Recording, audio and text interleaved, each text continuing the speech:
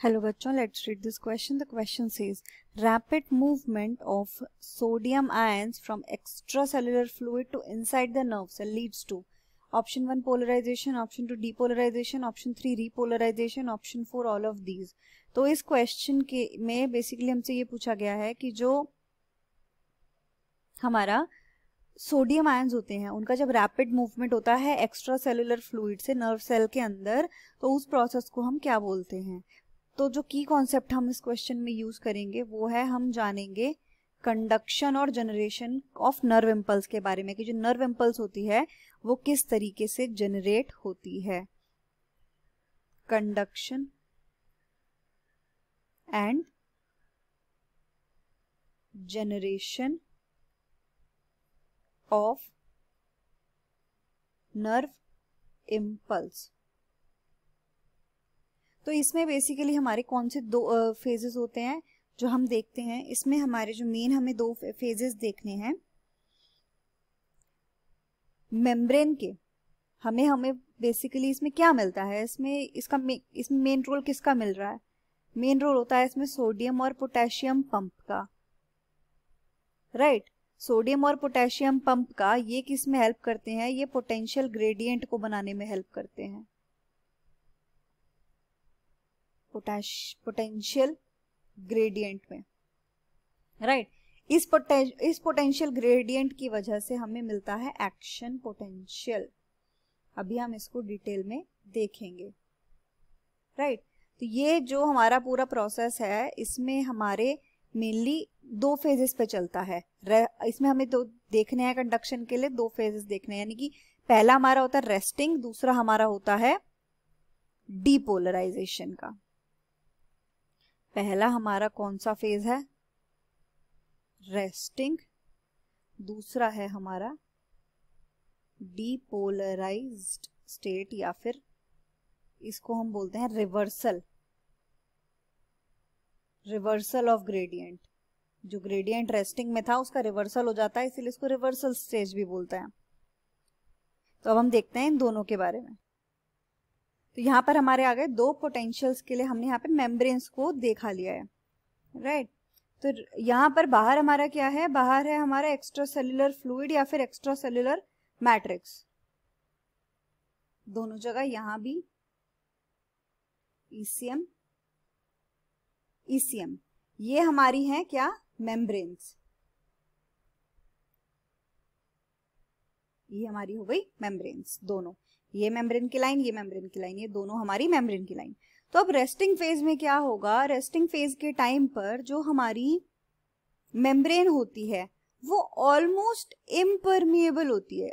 वो इम्परमिएबल किसके लिए होती है, इम्परमिएबल होती है वो सोडियम आयंस के लिए, राइट. इसमें सोडियम आयंस अंदर नहीं जा रहे हैं, ज्यादा जा रहे हैं लेकिन ज्यादा नहीं जा रहे हैं. ज्यादा कौन से आयंस अंदर जाते हैं, वो जाते हैं पोटेशियम. पोटेशियम आयंस हमारे ज्यादा अंदर जाते हैं. पोटेशियम आयंस का इन्फ्लक्स ज्यादा है. और जो सोडियम आयंस होते हैं उनका बाहर मूवमेंट ज्यादा होता है, यानी कि वो अंदर नहीं रह पा रहे हैं. सोडियम आयंस का आउटफ्लो ज्यादा है, वो बाहर ज्यादा है. तो सोडियम आयंस हमारे बाहर ज्यादा मिलते हैं. सोडियम आयंस हमारे कहाँ हैं, आउटसाइड हमारे ज्यादा है. सिमिलरली यहां भी, राइट. तो यहां पर टेक्निकली हो क्या रहा है, अब ज्यादा सोडियम जो है वो बाहर ज्यादा है, पोटेशियम जो है वो अंदर ज्यादा है. इसकी वजह से दोनों मेम्ब्रेन्स के बीच, दोनों सरफेसेस में, यानी कि एक्स्ट्रा सेलुलर मैट्रिक्स और मेम्ब्रेन के अंदर वाला जो सरफेस है, इन दोनों के बीच में एक पोटेंशियल ग्रेडियंट डेवलप हो गया है, जो कि हमने यहाँ पर देखा, जिसमें सोडियम पोटेशियम पंप हमारा हेल्प ही कर रहा था. तो होता क्या है, इस फेज में 3 सोडियम बाहर जा रहे हैं, 2 पोटेशियम अंदर आ रहे हैं. तो सोडियम का जो बाहर जाना है वो ज्यादा है, यानी कि इफ्लक्स ज्यादा हो गया. इनसाइड यानी इनफ्लक्स जो है वो पोटेशियम का है, सोडियम का है ही नहीं, सोडियम सिर्फ बाहर जा रहा है. तो इस फेज में सोडियम बाहर ज्यादा है, पोटेशियम जो है वो अंदर ज्यादा है. तो हमारा जो इनर सरफेस होता है यहाँ पर, ये इनर सरफेस हमारा ज्यादा किस तरीके से चार्ज्ड होगा, नेगेटिवली चार्ज्ड, जो इनर सरफेस होगा मेम्ब्रेन का वो कैसा चार्ज्ड है, नेगेटिवली चार्ज्ड है, यहाँ भी नेगेटिव चार्ज, नेगेटिवली चार्ज्ड है। लेकिन जो हमारा बाहर का सरफेस है वो हमारा पॉजिटिवली चार्ज्ड होता है, यहाँ पर जो चार्ज है वो है पॉजिटिव चार्ज। सिमिलरली यहाँ पर भी दोनों जगह हमारा पॉजिटिव चार्ज है। ये हमारा रेस्टिंग पोटेंशियल कहलाता है। इस टाइम पे कंडक्शन नहीं है, रेस्ट फेज में है। ये हो गई हमारी रेस्टिंग फेज। रेस्टिंग के अलावा इसका दूसरा नाम है पोलराइज्ड स्टेट। ये हमारी पोलराइज्ड स्टेट है। पोलराइज्ड स्टेट में हमें क्या मिलता है, रेस्टिंग पोटेंशियल हमें यहाँ पर मिलता है। अब हम देखते हैं जब एक्टिव एक्शन होता है, जब कोई भी इम्पल्स आती है, यहाँ पर अब आती है हमारी nerve impulse. Let's say resting phase में था, रेस्टिंग फेज से अब क्या आई है, रेस्टिंग फेज से अब हमारी आई है नर्व इम्पल्स। अब हमारी क्या आ गई, नर्व।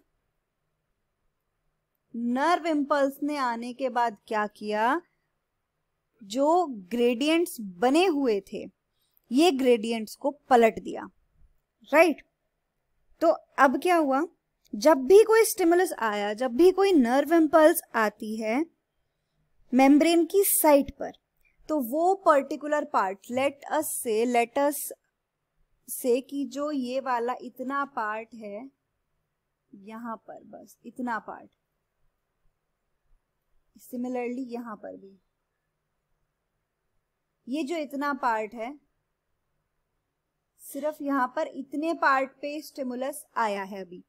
तो अब इतने पार्ट में होगा क्या, बाकी के पार्ट में क्या चल रहा है, बाकी के पार्ट में हमारा वही चल रहा है, पोटेशियम अंदर ज्यादा, सोडियम बाहर ज्यादा, राइट। बाकी के में पोटेशियम अंदर ज्यादा है, सोडियम बाहर ज्यादा है। सोडियम कहाँ पर है, हम यहाँ पर एक ही सरफेस देख रहे हैं, यहाँ पे इधर भी सेम चीज मिलेगी। सोडियम यहाँ ज्यादा है क्योंकि यहाँ पर अभी तक आई नहीं है इम्पल्स, यहाँ पर अभी तक आया नहीं है जो भी है हमारा, क्या बोलते हैं इसको, जो हमारा स्टिमुलस है वो यहाँ तक नहीं आया है। लेकिन जो जहाँ पे हमारा स्टिमुलस आ गया है वहां पे क्या होगा, उस एरिया में पर्टिकुलरली सोडियम के लिए परमिएबिलिटी सेल की बढ़ जाएगी। यहाँ रेस्टिंग में इम्परमिएबल थी तो सोडियम बाहर ज्यादा जा रहे थे, अंदर नहीं आ रहे थे। यहाँ पर आते ही उसकी परमिएबिलिटी सोडियम के लिए बढ़ जाएगी, तो सोडियम अब इतने एरिया में अंदर ज्यादा होंगे और जो पोटेशियम है उनके लिए एग्जिट ज्यादा हो जाएगी, तो हमारे पोटेशियम जो है वो बाहर चले जाएंगे। पोटेशियम्स बाहर चले जाएंगे, सोडियम्स अंदर आ जाएंगे। अब जो हमारा ग्रेडियंट चेंज हुआ, इसमें बाकी की उसमें जो हमारी मिल रही है, हमें नेगेटिव चार्जेस मिल रहे हैं अंदर, पॉजिटिव चार्जेस मिल रहे हैं बाहर। लेकिन यहाँ पर उल्टा हो जाएगा, नेगेटिव चार्ज बाहर आ जाएगा और पॉजिटिव चार्ज हमारा अंदर आ जाएगा। इस तरीके से हमारे नर्व इम्पल्स का क्या हो रहा है, कंडक्शन हो रहा है। यहाँ पे पॉजिटिव अंदर, नेगेटिव बाहर, यहाँ पॉजिटिव बाहर, क्योंकि यहाँ पे अभी तक स्टिमुलस आया ही नहीं है। जहां जहां तक स्टिमुलस जाता रहेगा वहां वहां तक हमारा कंडक्शन होता रहेगा। तो हमने क्या देखा कि रेस्टिंग के केस में, यानी कि पोलराइज्ड स्टेट में क्या हो रहा है, सोडियम बाहर ज्यादा है, इनफ्लक्स सोडियम का नहीं है, अंदर नहीं आ रहे हैं। जो रैपिड मूवमेंट सोडियम का शुरू हुआ वो रिवर्सल कर गया पोलैरिटी के लिए, और जो सोडियम अंदर आ रहे थे वो सोडियम का अंदर आना हुआ किस वजह से, क्योंकि अब ये डीपोलराइजेशन में चला गया। स्टिमुलस आया और स्टिमुलस ने आके इसको डीपोलराइजेशन में भेज दिया। तो हमसे क्वेश्चन में पूछा गया था कि जब रैपिड मूवमेंट होता है सोडियम आयंस का एक्स्ट्रा सेलुलर फ्लूइड से नर्व सेल के अंदर, तो वो किस में लीड करता है, वो लीड करता है डीपोलराइजेशन में। यहाँ पर करेक्ट आंसर है ऑप्शन 2, depolarization.